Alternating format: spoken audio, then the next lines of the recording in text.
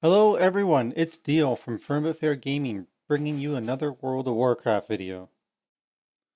Today we are bringing you a video on gold making and saving. So it's a little bit different than what you would normally see out there in the World of Warcraft. So there are lots of videos on how to make like 40k in 5 minutes and stuff like that. And a lot of that is just farming specific areas, looking for random drops that will happen that are like a 0.4% chance to drop, and then those items happen to be worth tens of thousands of gold, sometimes 100k, and that's what those videos are based on.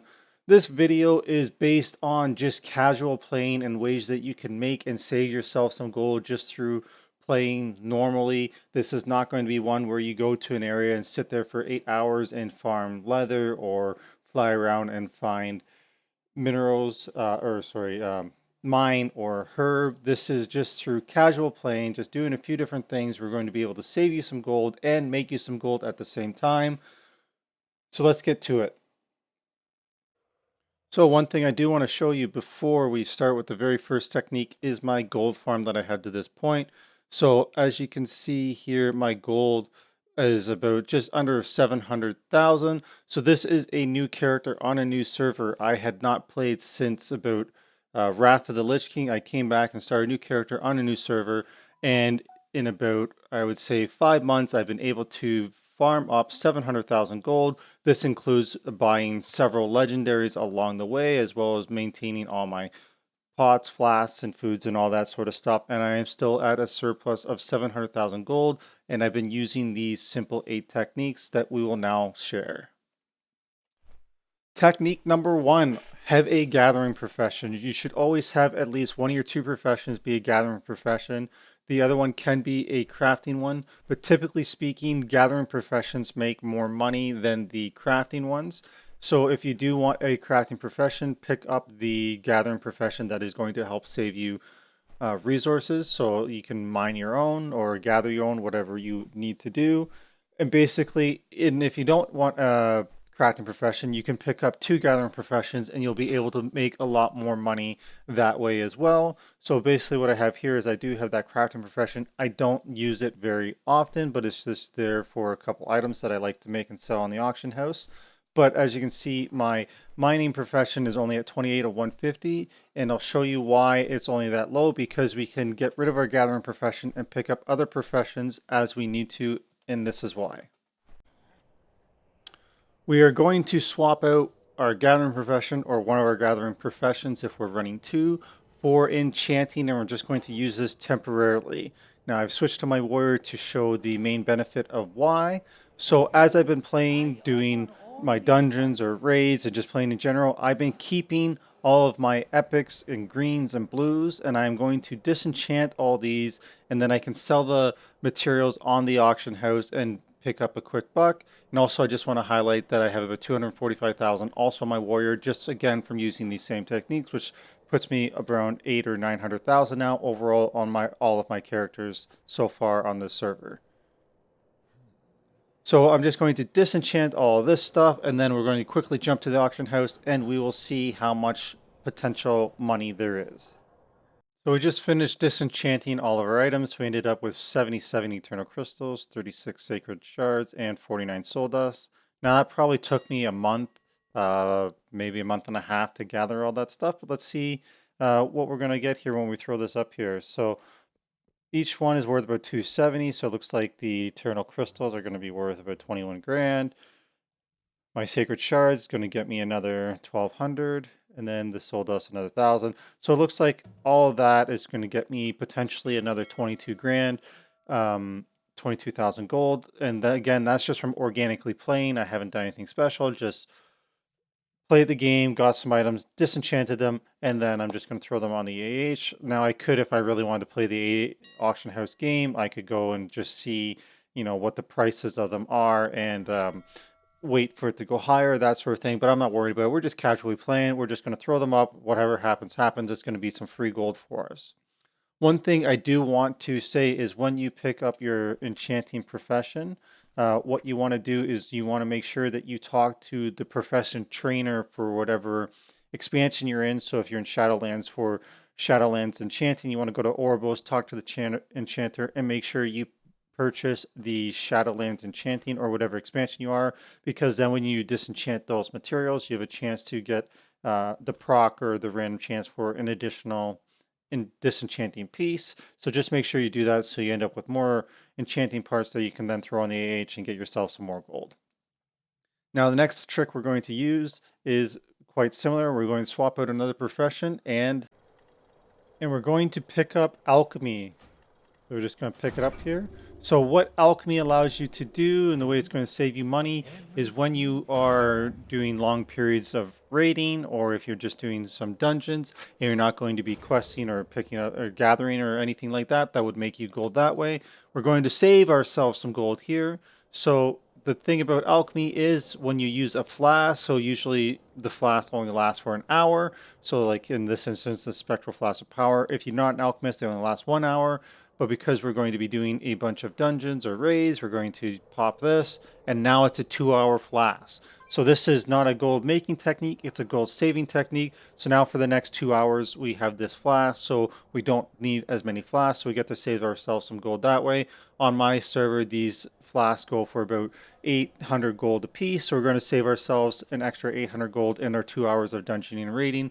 And this is an overlooked technique. It's pretty easy to do. You just go to Oribos or wherever you need to go, swap out one of your gathering professions for alchemy, pop your flask, and you're good to go.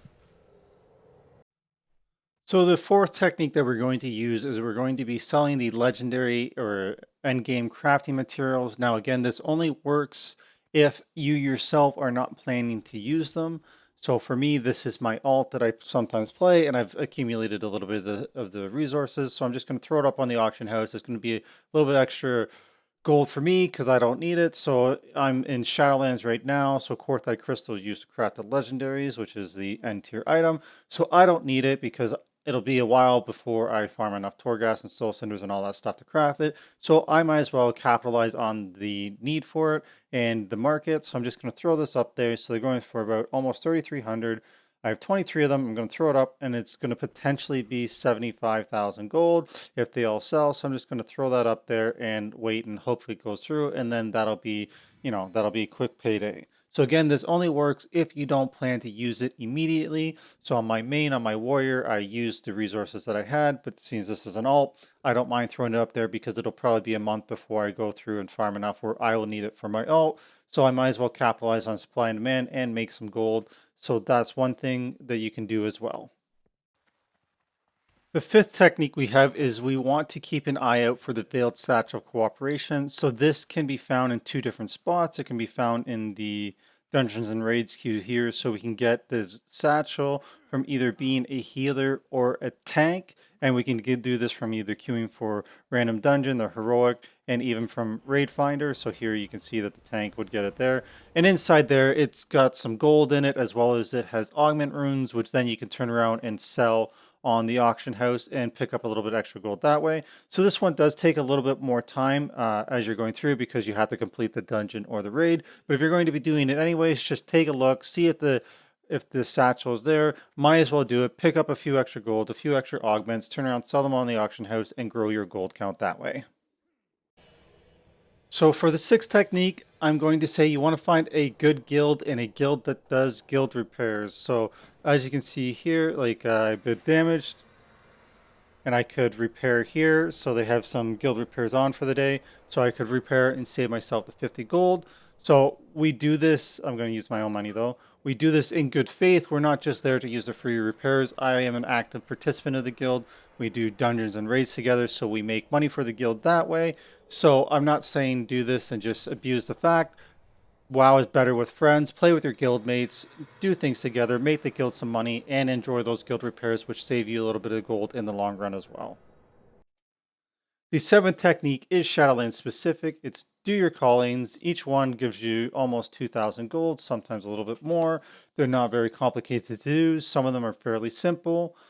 I know that they're more like dailies and not everybody enjoys dailies. So what I do is I mainly make sure to do them when you have both a challenges in a certain zone as well as troubles at home, because basically they want you to defeat powerful foes. So usually there's a big quest on the map that they want you to go and kill like that, or you could do a dungeon, and then Troubles at Home is you have to do 4 quests, or you could defeat 4 bosses.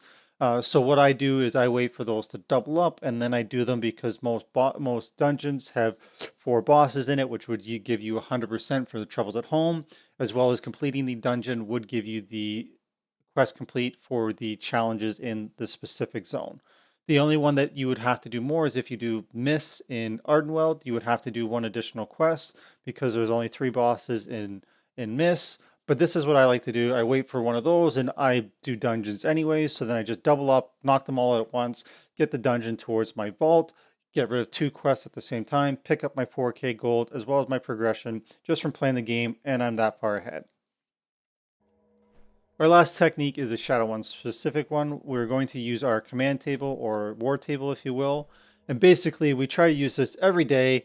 They have the WoW Companion app, which is great for it. So my routine is when I wake up in the morning and I'm having my breakfast or whatever, I'll play around and do my war table. And basically, all you do is you can do your war table. I do it once a day, sometimes twice. Send your guys out. It's free gold because, as you can see here, I'm going to get 4 augment runes from completing the quest. They're worth about 400 apiece, so that's going to be 1600 gold right there. And then I also got this Hero's Meat Cache, so inside it there's going to be a bunch of goodies as well. So we'll just go through this and quickly open it up.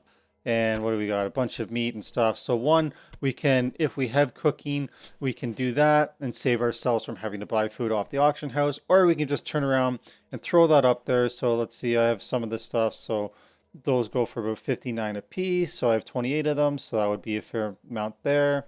Those go for 2, so like it adds up over time. It's not going to be big money. That's worth 20, and I have 35 of them. So, but they do it over time. It does build up to quite a bit. So in a week, just by doing my war table and selling the various things that come off it, or by spending it, I'm going to either save or make myself a couple thousand a week just off my war table and my command table and just playing it organically. The WoW Companion app is great for, doing it on the fly if you're out and about and not at home.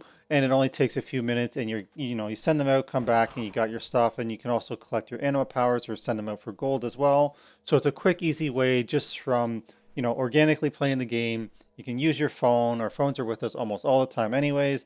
And you could just save and make yourself some money that way. So this has been our video showcasing our 8 tips and tricks for saving and making you some gold in World of Warcraft. A couple of them are specific to Shadowlands, but overall you can use most of them in all the expansions in WoW Classic as well.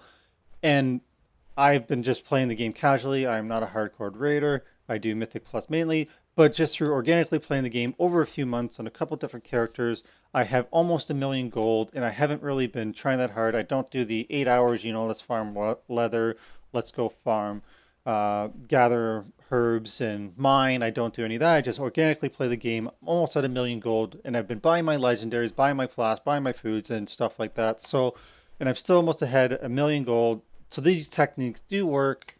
So I hope you enjoyed it. As always, if you have any questions or comments, please let us know in the comments section. We always appreciate any likes and subscribes for our videos. We enjoy bringing you this stuff, and we appreciate any of that. And as always, you can find us on Twitch. Have a great day, everybody.